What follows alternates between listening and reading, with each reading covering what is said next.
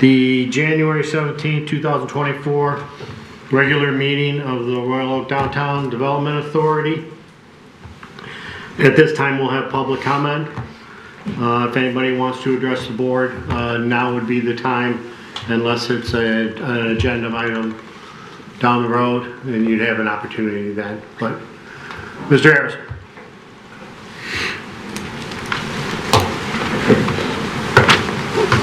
Thank you.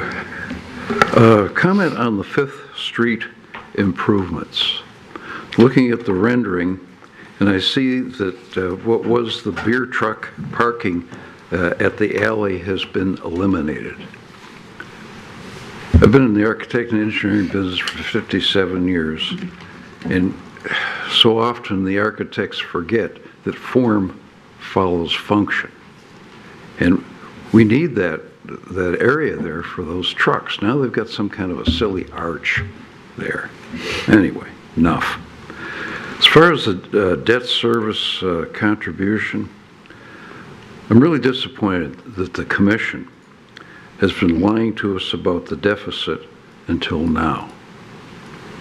It's obvious that we're stuck with the MPS meter system, and that it was selected for the revenue that it would bring in to cover the debt service.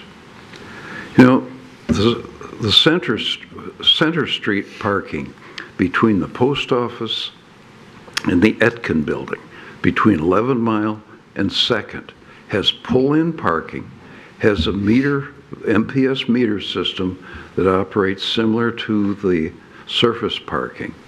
And I talked to one of the commissioners and asked, why can we not have that same system installed on Washington so we can have pull-in and have parking meters that work? The answer was that the cameras that support those kiosks are not able to handle the volume of parking that occurs on Washington. Well, change the damn cameras. Every time we turn around, another shoe drops with this MPS parking system. You know, as far as downtown is concerned, you know, we keep supporting the city and the city coffers or whatever, but yet we have street lights that are out and can't be repaired. I understand that it's the electrical system underground and it will be expensive, but it's not safe. We've got whole blocks that are out. Tree grates, we keep horsing around with what kind of tree grates. I sent in some information on tree grate substitutes for the grates that might work. And the alleys, we need them repaired. Hell, the city even took Frank Hobart to court to repair the alley behind his building. It's not his responsibility. He's a big boy, he can talk for himself and has. We do not need a comfort station. Can you give me another minute? Please finish up as soon as you can. Yeah, we don't need a comfort station. The previous comfort station over on Center at 2nd was demolished in the 50s because it became a public nuisance. And that was before we had people shooting up drugs. And they talk about a stage in the park over here. As far as I'm concerned, that's going to be an enabler for the city to proceed on the community center with the YMCA that's going to take away valuable surface parking. You know, the city needs to get their financial house in order and stop incurring more debt, and the DDA needs to stop enabling them. Thanks for the extra time. Sure. Thank you, Mr. Harrison. Who's next? Mr. Hobart?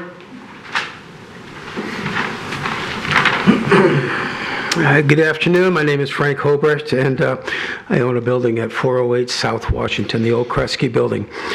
Okay, so I also I'm not going to speak about our dirt alley.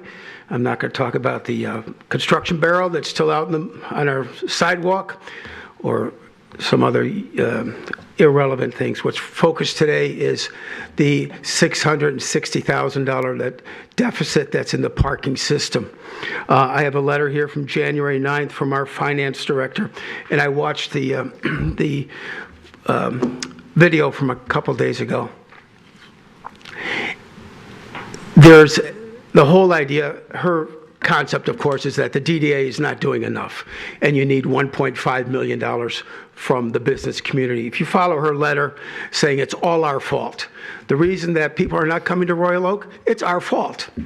The parking system is in a deficit, it's our fault. The 4 people on the city commission who voted for this, Fournier, Douglas, Dubuque, and Peruche. We need to talk to those people. 2 of those people are gone. And we still have Douglas and Fournier. But they want us to bail out the parking system. Do you know that a couple of, last year, our city manager, our ex-city manager, renegotiated the contract to pay the robots $2,000 a day, 6 days a week, 52 weeks a year. Do the 3rd grade math, 12,000 times 52, 624,000. That's what we're paying the robots for the extra 10 minutes of grace period and to go from 2 hours to 3 hours. We got bamboozled by Sentry MPS. And I agree wholeheartedly with Mr. Harrison.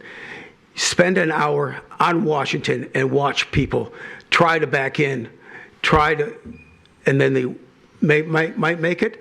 Sometimes they just leave. The whole process is gone backwards, and we have lost customers. And guess what? They're not coming back.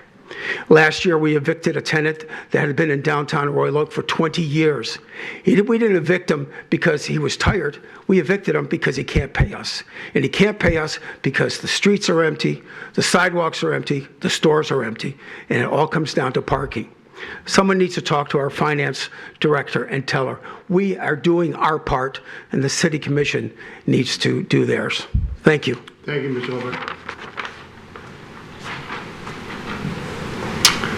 Anybody else?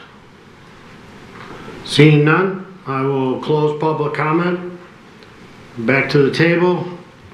Item number 3, approval of the meeting minutes from December 20th, 2023. Motion.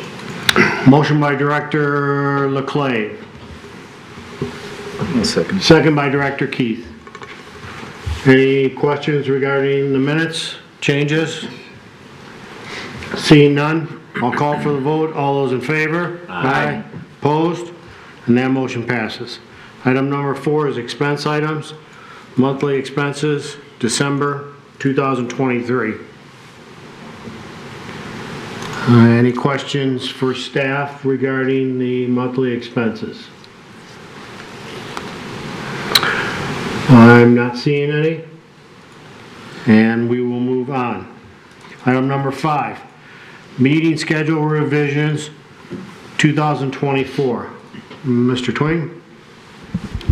Yes, briefly. The board did establish your 2024 meeting schedule based on information we had at the time. Since that time, I've been informed the commission chambers, this room is not available on your normal February 21st, your July 17th, due to elections. And then June 19th is a holiday and City Hall will be closed. I am suggesting that you reschedule those meetings for this room for February 28th at 4 o'clock, June 26th at 4 o'clock, and July 24th at 4 o'clock, basically backing each one of them up a week. If you're in agreement with that, there's a resolution in the letter to the board.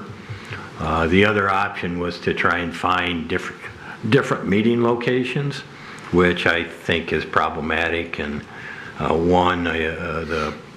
the City Commission, this is one of the few rooms that you can be broadcast on WROK. So that's a logistics issue as well. So, as I said, there is a resolution if you agree with the suggested change to the schedule. Director Dunstan. I'll move the resolution. Motion by Director Second. Dunstan, second by Director Van Ness. Questions?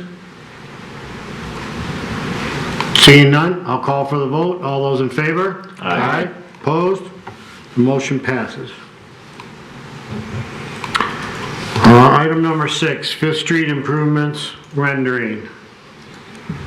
Mr. Twain? I hope everyone's had a chance to look at the renderings as well as the video that was attached to the meeting packet. The Infrastructure Committee did meet on January 8th and reviewed the video. And the committee was generally pleased with the concepts and the adjustments that have been made by Fleiss and Vanderbroek, with some adjustments that were outlined in the cover memo.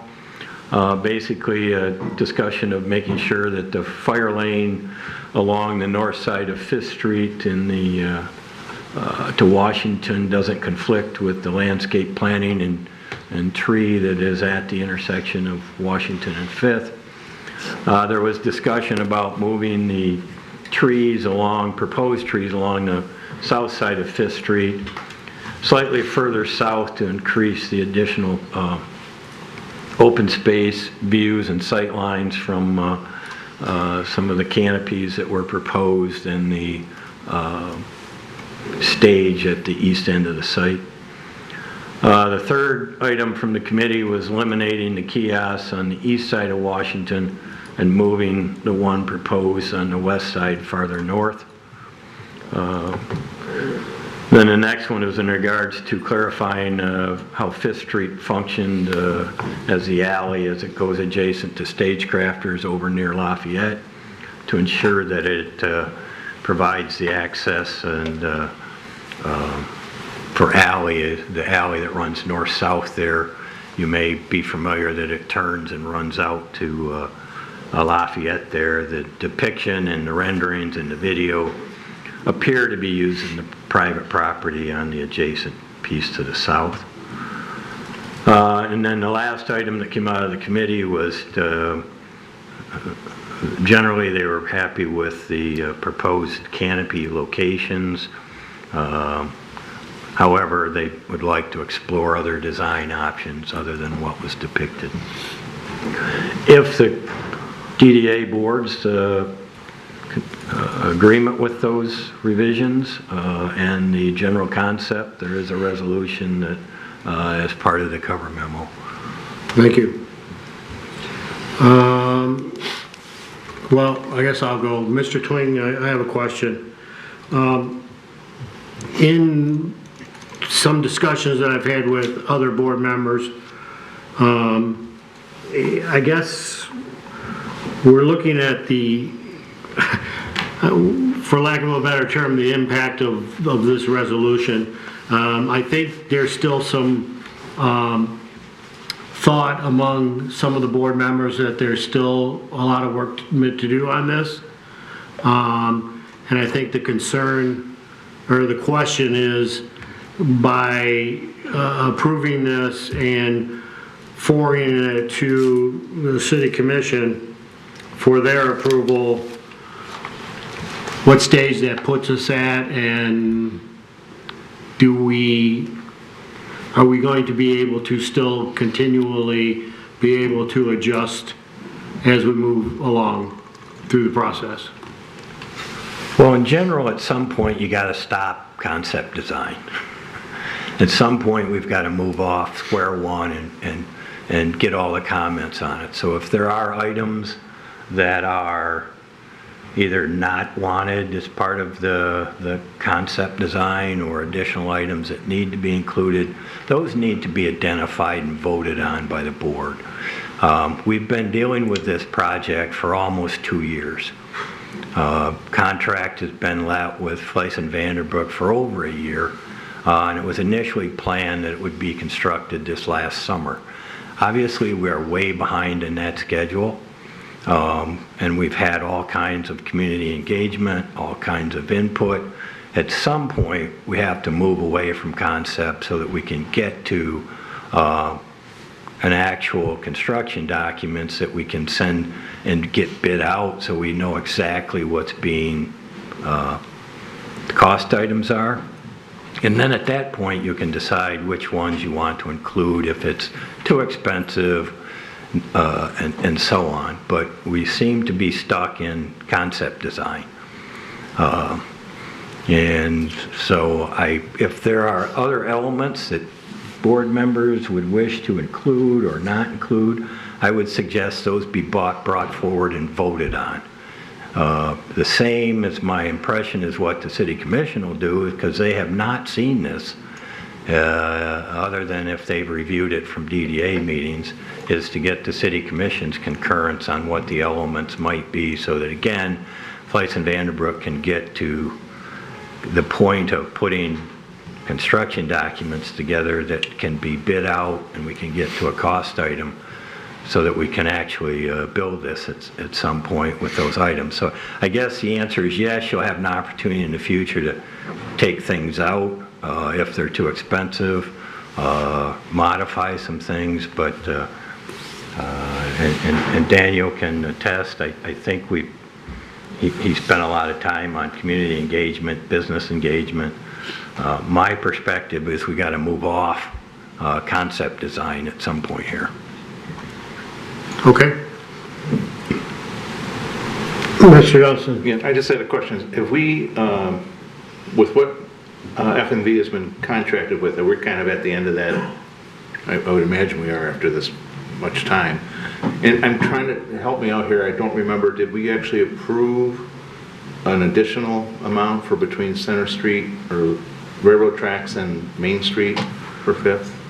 Well, the original contract you approved, you also, which was from basically the railroad tracks west to Lafayette. Right. You did add to that the idea of doing the video to give you a sense of scale of the elements, so that was an additional item to it.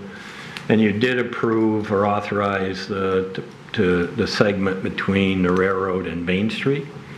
We have not executed that document with Fleiss and Vanderbroek at this point.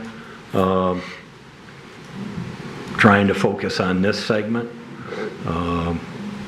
before we get into a new segment. Okay. Motion. I have a comment. Well, let me deal with the motion first, and then we'll go to comments, okay? So, I have a motion I'll second it. by Director Leclave, second by Director Dunstan. Discussion now, please, thank you.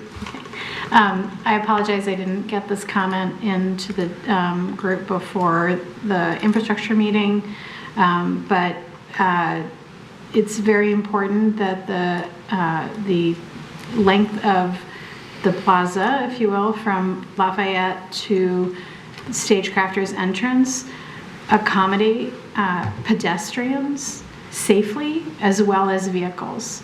So I can attest to the frequency with which both pedestrians and vehicles travel along that length. It is quite narrow. I think that the design is not accommodating safe passage for pedestrians. There are many people who walk that from Lafayette up to Washington Street, in particular when yoga classes are starting or exiting. Today, for example, it's very narrow because of the plowing, and yeah, I was almost run over by a car.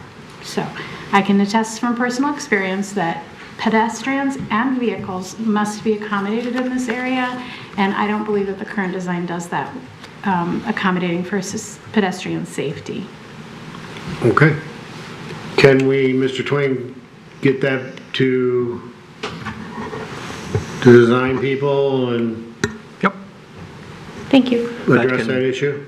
Right, you can add that item. I think it's somewhat addressed in the fourth bullet point, but we'll make sure that gets presented on to Fleiss and Vanderbroek.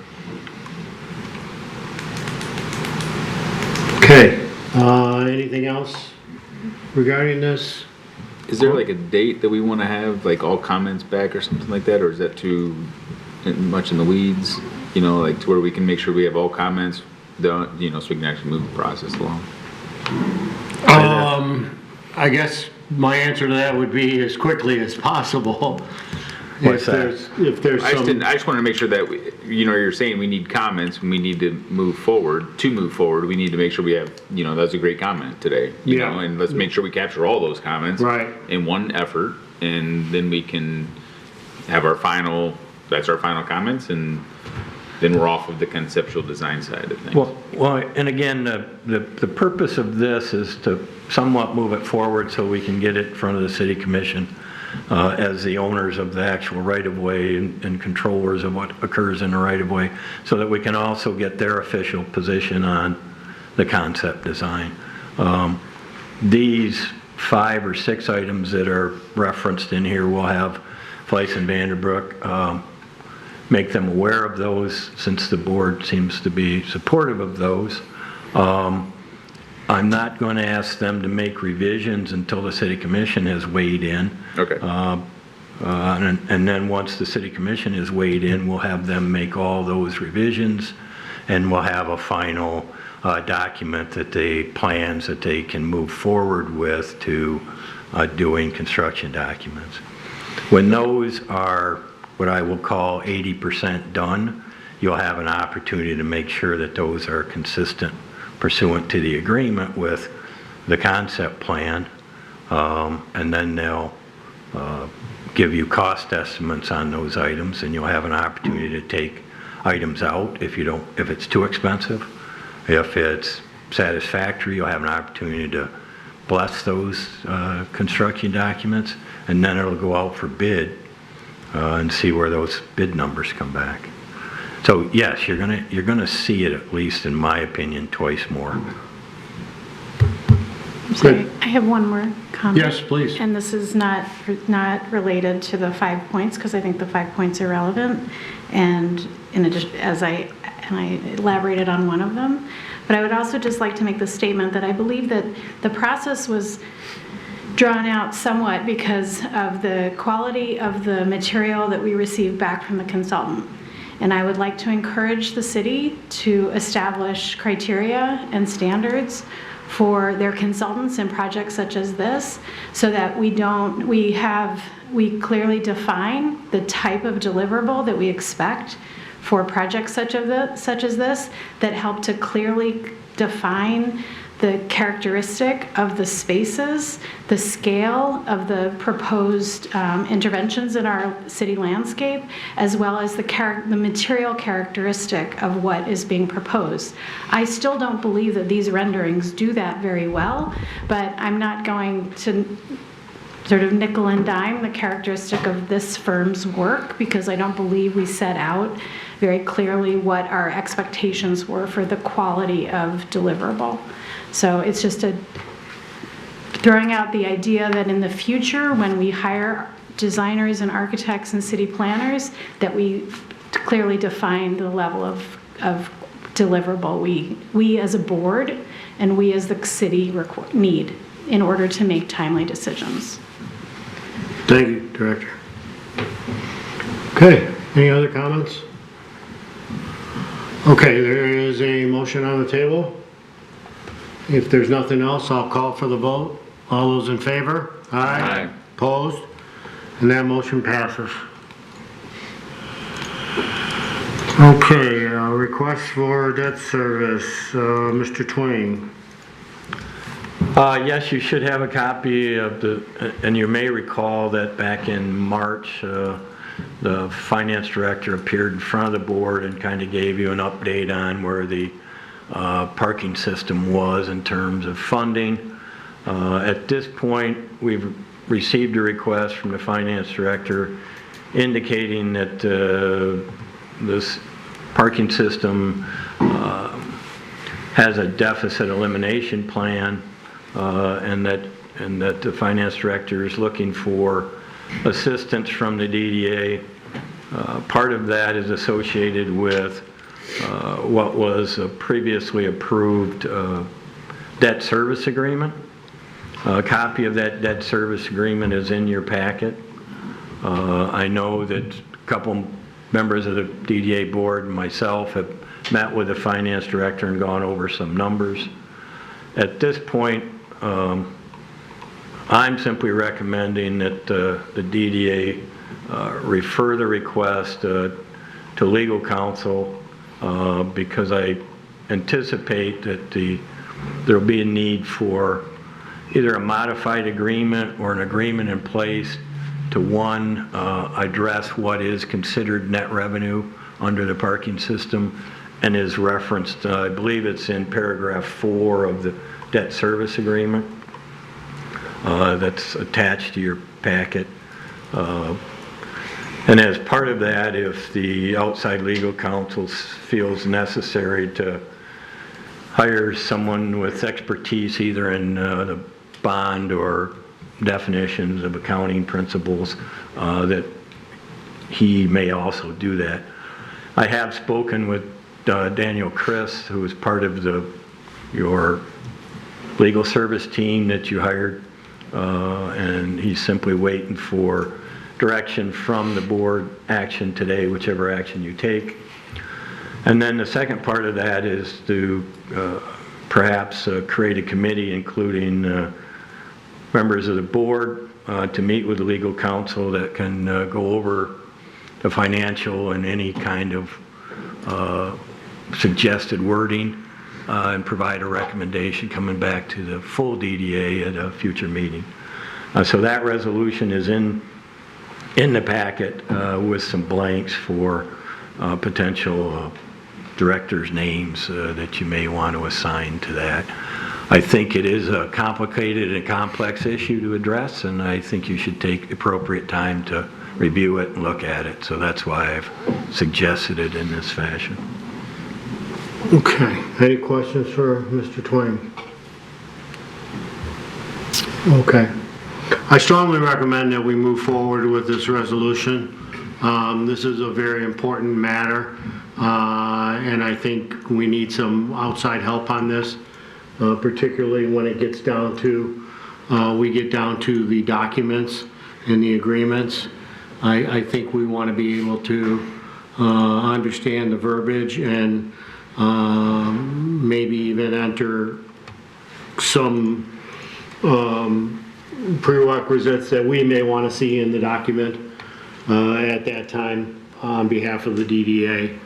So that being said, I do recommend that we move this resolution. I'm also going to recommend that the following directors, Van Est, Keith, Dunstan, Yesbick, and myself serve on this committee. I think, and the only reason that I chose those, basically, well, some for some legal background, and some have been in meetings regarding the parking situations here in Royal Oak in the past, and I think that that would be helpful. So that's my recommendation. I personally cannot make a motion, so. I'll make a motion to approve the resolution with the addition of the directors you just mentioned as members of the special committee. Okay, so I have a motion by Director Van Ness. I'll support. Supported by Director LaGrasso. Any discussion? Question? Yes. It has to do with the prior council who was involved in the original negotiations and the fact that we now have different council. So is that, do I understand that correctly from Mr. Dwing's description? That's correct. There was a different party involved when the debt service agreement, both for the revenue bond and the limited obligation tax bonds, were put together. That gentleman, Bowden Brown, was with Dykeman Gossage at the time. I did contact their office, and he no longer works there. I haven't been able to discern whether he's still practicing or not. He may have retired, but I haven't been able to make contact with him. But he was involved at the time those two agreements were put together with the city. Was Dykema able to provide any alternate counsel, given that their attorney was I involved? didn't ask for any alternate counsel on, my approach was simply you have counsel that you've hired. My thought was if he needs assistance from a bond counsel, he could hire that person, or if he thought it was necessary to get an accountant or someone to bring in to look at numbers or figures, he could do that as well. You're referring to Daniel Christ? Yes. He can bring on additional counsel should he Right. need it? Should he need to. Okay. Thank you. Any other discussion? Questions? Seeing none, I will call for the vote. All those in favor? Aye. Opposed? And that motion passes. Okay, item number 8, downtown dollars. Is this you, Daniel? It is. So at the January regular meeting of the Marketing and Business Relations Committee, there's a rather robust conversation about downtown dollars, particularly as it relates to Winter Blast 2024. For Winter Blast 2022 and 2023, the DDA did issue giveaway dollars like they do for Arts, Beats, and Eats. At the committee, we discussed the impact of those dollars. So at the 2023 event, we only delivered 93% of what was the anticipated goal of delivery. Of that, only 61% was redeemed. So essentially, we have dollars that we put out there to the community, 7% of which nobody took advantage of. And then of those dollars that were taken advantage of, 40% were never redeemed downtown. We have seen that across a couple of events. Arts, Beats, and Eats continues to be the unicorn of events, if you will, in which we have high redemption, we have high delivery. Folks are trained and know to get those dollars, and it serves that purpose of getting folks in the door of retail, whether that weekend or later that month. We have not duplicated that success with our other events, whether it be Royal Oak Live, Royal Oak Pride, the holiday events, Winter Blast the last 2 years, we've consistently had that issue. The board did discuss the success of BOGO programs, however, and the success of when the DDA puts in a certain amount of money, folks then have to put in their own certain amount of money to get it matched, and we've basically doubled the economic impact of the money that the DDA puts in. Because of this conversation, the committee has recommended with unanimous support, instead of a blanket giveaway for Winter Blast this year, rather to run a Fun in February Groundhog Day BOGO program, using funds that are already in the YIFT account and are left over from, I want to say, Arts, Beats, and Eats still. So the suggestion is to run a limited program of $20,000, and then from there we'll run a program where we'll match a $25 gift card. It is anticipated that it will sell out quick. But it is also anticipated that the redemption rate will be closer to 100% that we see with the holiday BOGO. This also allows us to, when the DDA spends $20,000 in gift cards, the public will spend $20,000 in gift cards, and that's $40,000 in the month of February to go into the local economy. The committee did unanimously recommend this program to reutilize funds. If the board agrees, there is a resolution for your consideration. Okay. Questions for Daniel? Motion by Director LeClain. Second by Director Fenton.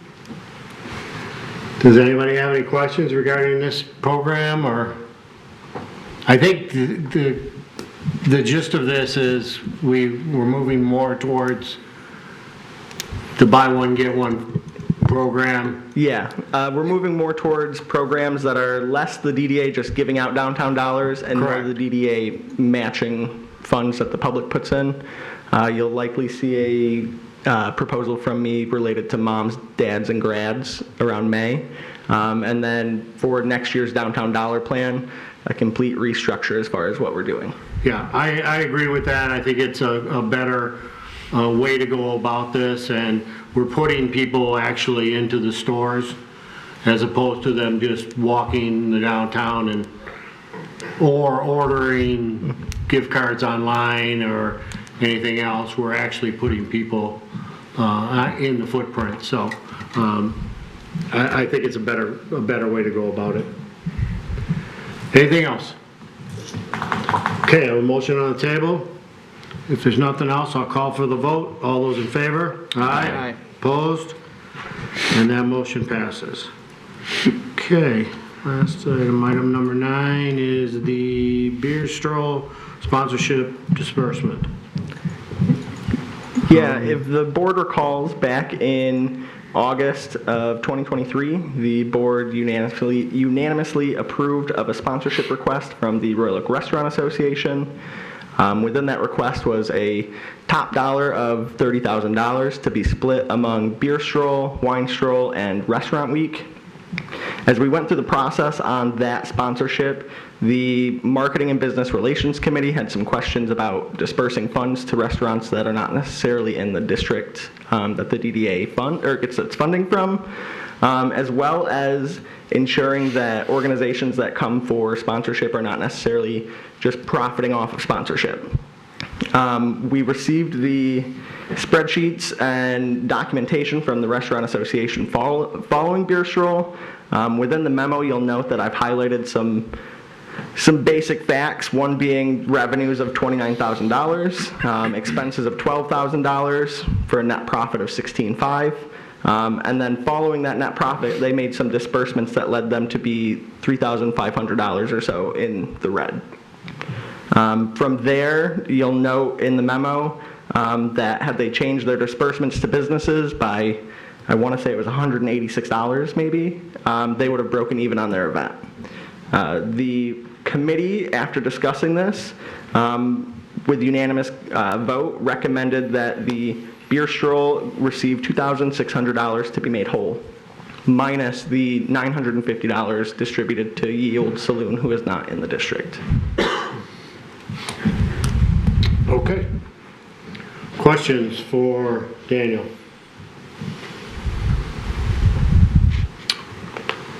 Okay, seeing none. What's the wishes of the board here?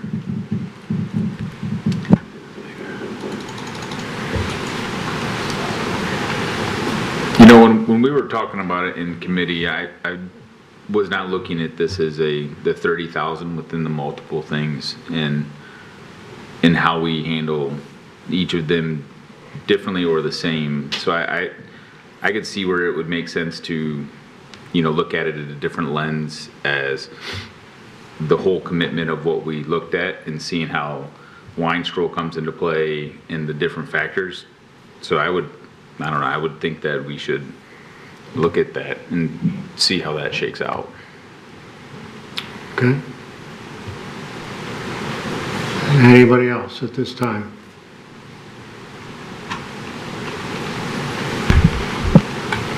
Okay. Well, I guess I have a couple comments. One is, I don't think we're following, I don't think the DDA is following the spirit of the original resolution.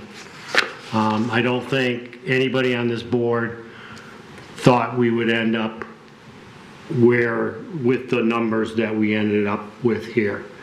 And I'm not saying anything that the calculations, or I don't want to get into any of that. I do have some concerns because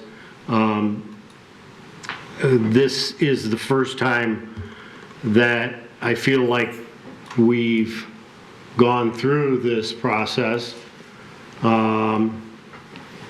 and we haven't done that with other sponsorships, and so I'm not sure exactly why that has occurred, and I'm troubled by some of the calculations, and I guess a quick example maybe is that, well, in particular, we encourage people who run events to go out and get other sponsors. We've done that a lot. We also have encouraged other promoters to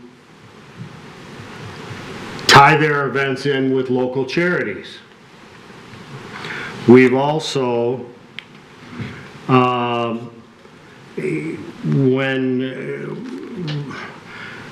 guess I'm having a hard time with the calculations and understanding them, because there have been other events, Pride Fest, for example, where there has been ticket sales, but we didn't deduct those ticket sales from their sponsorship. They got vendors to come in and pay them money, but we didn't deduct that money from their sponsorship. Here, in this situation, the way that I read this is we're penalizing this organization because they gave $2,000 to the Boys and the Girls Club. And I'm having a trouble with this whole thing, because I guess mostly why I'm having trouble for it is I don't think we've ever done this before. Unless I'm wrong, I'm not getting where we're at with this. Daniel. So in terms of this not being done before, we did bring the Art Walk sponsorship to you earlier in 2023 for disbursement, and ultimately tying things to actual expenses is something that came about because the board felt there was not enough transparency in your sponsorships. Ultimately, the board expressed they didn't necessarily want events coming to the DDA, profiting off of the DDA sponsorship, and then bankrolling that. Because of that, we've started implementing in our sponsorship agreements, including the one with the Restaurant Association, where expenses need to be tied, or sponsorship needs to be tied to real expense and real need. That's why the agreement was written with the advice of the committee and the board in mind, as far as when you turn in your budget documents, it should represent that you need the money for the event to occur. I don't disagree with you, Daniel, and I'm not trying to pick an argument here. I guess what I'm trying to understand is how are we making the decision who this pertains to and who it doesn't pertain to? The intent is for it to move forward on all sponsorships. As far as... Well, we're going to have a hard time when we start getting in with Arts, Beats, and Eats kind of money, and the sponsorship agreement we have with them, sponsorship agreement we have with the city. Is the city going to give us documentation for the expenses that they incur on behalf that we reimburse them for? Well, I mean, I guess, Mr. Twing. I guess this is not, and Daniel brought up Art Walk. Every year I get a cost recovery sheet from the city that identifies what the city costs are for Winter Blast, what they are for Arts, Beats, and Eats, what they are for several events, to show that that portion of those agreements are being covered and pay the city cost recovery amount. So there are multiple event sponsorships that are based upon actual expenses and recovery dollar amount. Now, if under a couple of those, if the cost recovery amount, DPS, police, fire, and a variety of those exceed your sponsorship, the event promoter is responsible to pay the balance. So we are looking at cost and expenditures and revenue in multiple agreements.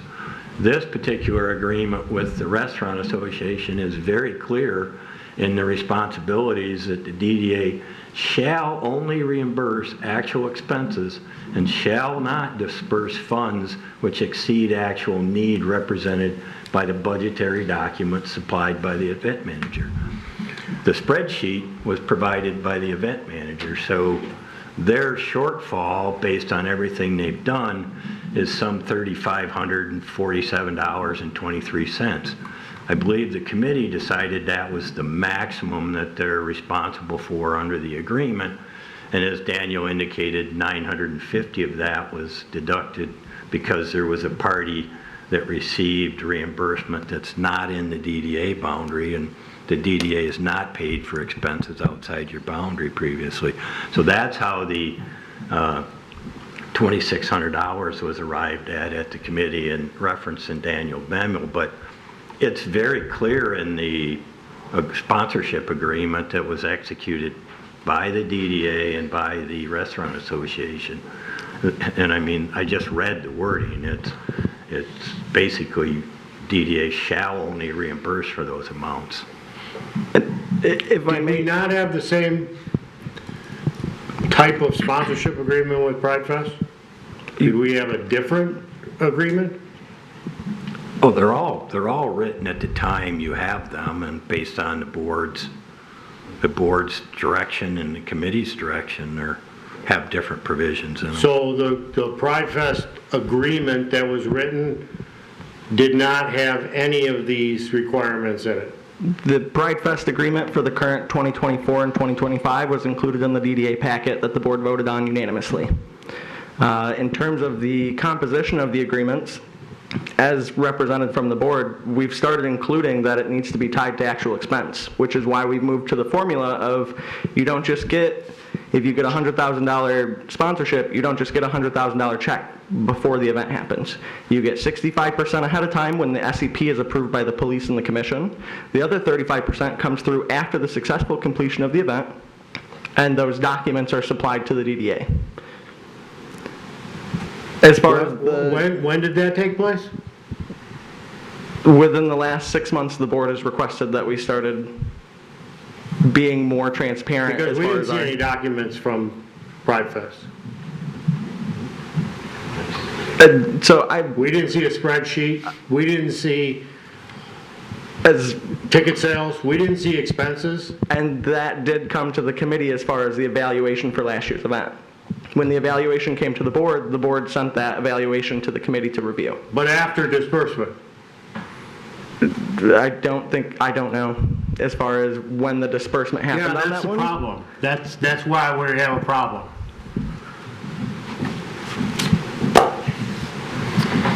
Anyway, I don't know what, how the board wants to handle this. I am a little upset about this. I do not think that if I look at this document, when Mr. Dunstan made this motion and resolution for this sponsorship, I do not think that this was his intent. I think we've taken this out of the spirit of the resolution, and I think, I'm going to guess, only through a discussion that I had with Mr. Dunstan, that if he had the opportunity, he would change his resolution to word it differently so that this occurrence wouldn't happen. But it did, and I'm willing to accept it. But I think Mr. Keith would like to see this possibly go back to committee and come up with a better formula than what we're using. Mr. Vines. I would just like to add that not only I think that the resolution, that was not the spirit of the resolution, I also think that was not the understanding of the Restaurant Association. And the evidence of that is that the disbursement that was made to the restaurants was to partially cover costs. If the association was of the understanding that the bigger the deficit, the more they would get of the sponsorship we promised them, then they probably wouldn't have partially covered costs, they would have actually covered costs, which would be in excess of $950 presumably per business, even less the one that's not in the district. So given that we don't know what the actual costs were, and the Restaurant Association apparently didn't fully reimburse the participating restaurants, I'll make a motion that we approve the resolution with the full $10,000 that we promised the Restaurant Association, and that I believe the Restaurant Association understood they were going to receive. I got to deal with the motion first, Mr. Dunstan. I want to second it. Oh, I'm sorry. Thank you very much. Okay. So I have a motion by Director Van Ness, a second by Director Dunstan. Can I say a couple things Discussion, here? yes. You're All right, next. so I didn't look at it as closely as I should have. We sat in a committee meeting last week, we discussed it. What you said makes sense, I understand. But I also am looking at this from the point of view that this is the Royal Oak Restaurant Association, the majority of which is located, the members are located within our DDA boundaries. This is a local group, this isn't an outside promoter that's coming in to make money. The event was done very well.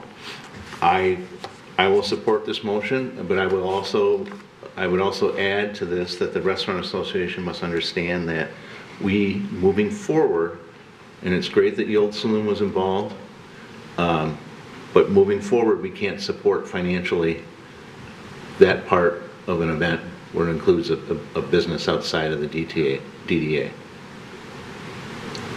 Now, I guess the question will come up, and I guess we need to discuss this in committee, what does this mean for the other two events that are left on this? We've got the Restaurant Week, and we have the wine stroll.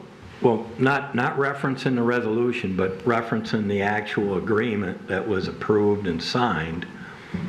It's not a sponsorship where you just write a check.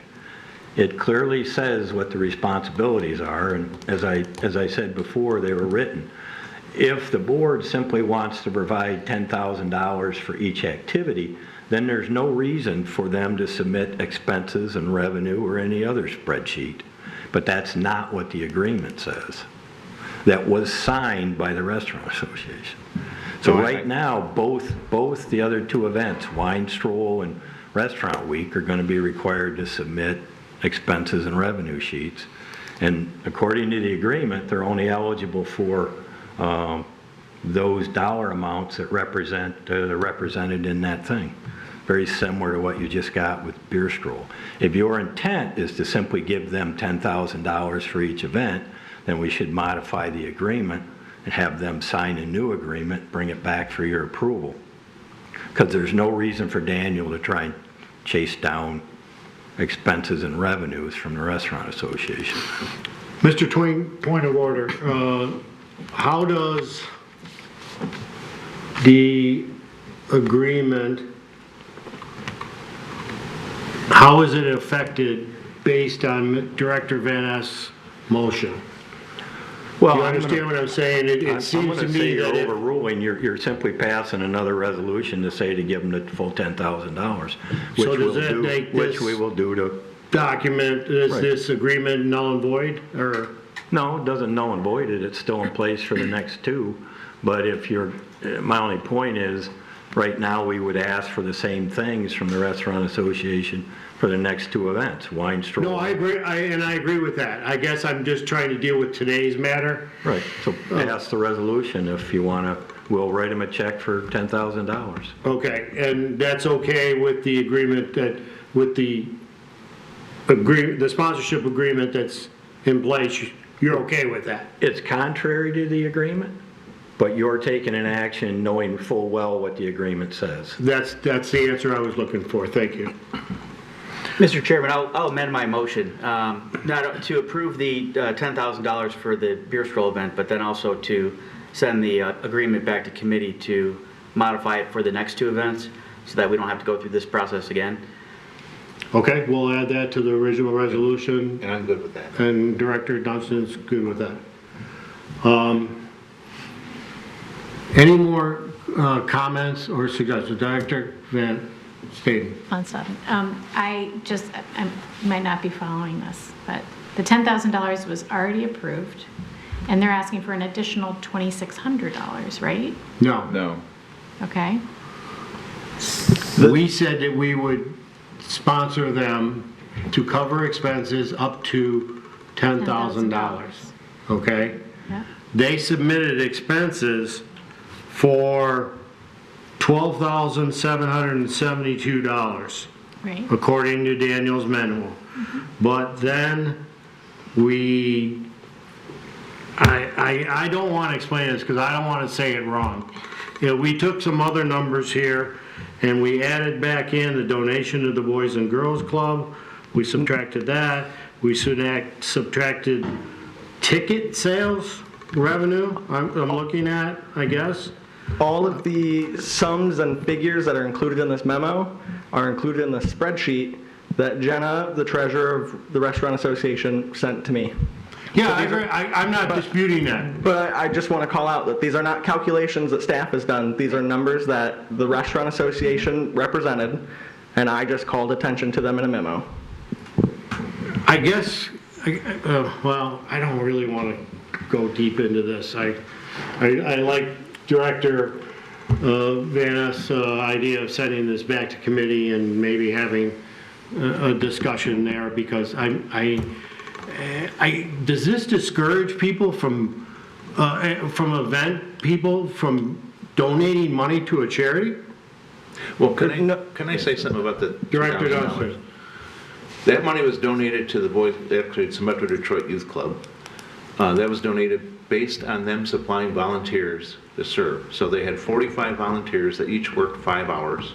That's 225 man-hours, and they were given $2,000. So that's it's $8 an hour they paid those volunteers. So I don't look at that as a line item that they just say, you know what, we'll give this $2,000. They worked. I was at the event. I went to every location. They were at every location. They were working. The volunteers, some were younger, some were adults, but that wasn't just $2,000 they handed out. Okay, Director Keith. So, I mean, because I was in the meeting and I came a little bit late, right, when we were talking about the numbers, and I didn't actually know, when we were talking about it, was just spreadsheet numbers, debating that, right? I was not looking at it as in we had already approved the 30,000, like that was, I had missed, like me, I had missed that, right? So I think to me, it's in our best interest to just take it back to committee and not against, not doing the 10,000, let's just take it all back to the committee. Let's review all of it so we can come back with a better response at a committee. That way we're not having to commit to $10,000. Let's all go back and regroup and let's allow us to talk through this. Because it was quite confusing. There were a lot of numbers. It was, I thought there was a lot going on in the meeting, right? In terms of the facts and figures. And if we take it to committee, all of it, then that would allow us to move forward as one front with all three of the events. Okay. I just want to make one last point, and then hopefully we can move off of this. I want everybody to be clear. I want the whole board. I want staff to be clear here. I'm not trying to cause a problem here. What I'm trying to do is what I believe is the right thing to do. I think we need to do the right thing. And I understand Mr. Twing, and I understand Daniel, and I understand Mr. Twing's argument that this is what the document says, and that's the letter of the document, and so forth and so forth. And that makes absolutely sense to me. But again, I'll go back to the original resolution and the spirit of that resolution. This is one of our businesses. These are not one of our businesses. These are the majority of our businesses in the downtown. We do a great job on this board of helping out our businesses in the downtown. And I don't see how this accomplishes that. I don't see how it, as it's written, accomplishes that fact. So I guess for me personally, I just want to do the right thing. I agree. Rather than piecemealing this, I agree with Mr. Keith, and if Mr. Van Ness will agree, that we table the reimbursement for this meeting, take the agreement back to the marketing committee in February, amend the agreement if that's what we want to do, and then come back at our regular February meeting and discuss the reimbursement. That way we're not... We're setting precedents if we do it the other way. Exactly. Okay.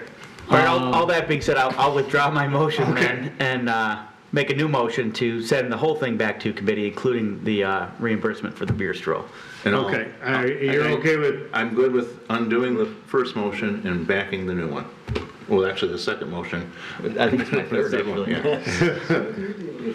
okay, I think everybody's clear, understands it, right? So we don't have to explain it? Send it back. Clear it Okay, back. we're going back to committee, and we'll see it again at the next meeting. So, that being said, I will immediately call for the vote. All those in favor of sending it back to committee, say aye. Aye. Opposed? And that motion passes. Thank you very much. Thank you, Daniel. Appreciate the work. And I think we're gonna be on a path of getting this whole thing straightened out. And I think it's gonna make your job a lot easier as we move forward with some of the other ones that we do. And it'll be a little bit of a clearer direction to go. So I think this is a good thing. We've talked about this a couple of other times and ran into this in a couple other times. And we were moving on that path. And you're absolutely right. We wanted to get to a point where we were just doing reimbursements, but we never really clarified exactly how to get to that exact point. So, again, I think this is a really good thing. Okay, that being said, I think that concludes our agenda. We have a couple of reports there for you to look at when you would like. Mr. Twing, any comment on the reports? Nope, I have. Daniel, any comment on the reports that you need to bring forth? Nope. Okay. I got a question. One more thing. Any other business that either of you want to bring to the table? No. Nothing. Director Dunstan. In regards to the siren report, and I've got this, I won't call it a complaint, but a concern from businesses on Washington, a number of businesses on Washington, is that I guess there was meetings between siren and some of the businesses in the fall, and a single calendar was discussed, a city calendar, so that everyone could. Are you referring to like a business events calendar? Yes, and specifically this particular concern was that a business less than a block away from the Santa booth on 5th Avenue didn't know, or 5th Street, sorry, 5th Street didn't know that there was a Santa booth there, and they would have promoted that because they have a fair amount of families come in, and they would have promoted that. But the other thing I think in Desert Oasis also has a location in Rochester, and they pointed out that they do have such a vehicle in place out there, and it makes it a lot easier for all the businesses to be able to plan and to. So I guess the question becomes: is that possible? Is that something Siren can help us with? So okay. So as it relates to community calendar, the community calendar is on the website. The businesses do receive a monthly business newsletter. Whether they open it or click through things, I can pull those statistics. Okay. I can see who's opened it, who hasn't. As far as business-related events being shared on the calendar, on our website, if you go to downtownroyaloak.org and you click Business Resources, there's an actual tab where you can sign up for the business newsletter, but there's also a form where they can send to me the events happening at their business that I can plug through Siren for media engagement, put in our monthly newsletter for consumers, put on the monthly community calendar on the website. The issue is who has taken advantage of that. I can tell you in the 12 months that form has been active, I've received 3 submissions. That's something I checked actually this morning.